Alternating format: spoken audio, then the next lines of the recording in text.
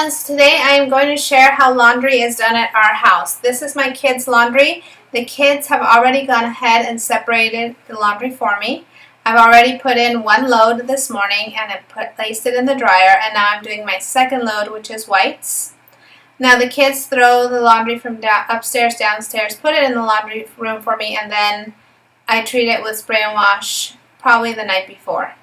So once that's going, I'm able to take my dry laundry out, and you can see that bar that I have right there under my cabinet. I installed that myself.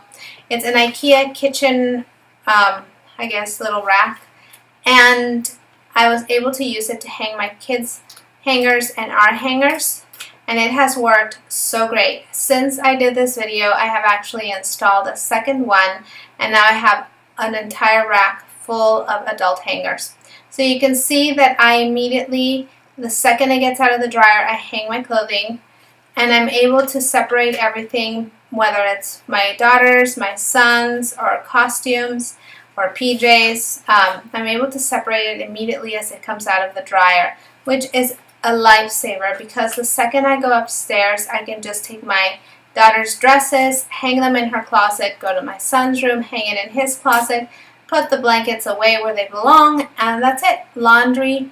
Putting away laundry has become so much easier. There is never laundry left in my laundry room. And it also works great because that pink tutu, that's an air dry tutu only. So that little tutu needs to air dry, and it's so nice to just have a hanger to put it on right then and there so it can air dry immediately.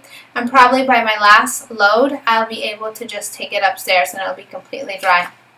So this makes laundry day so much easier. I do my kids' laundry every 2 weeks and I'll share why and how that works out.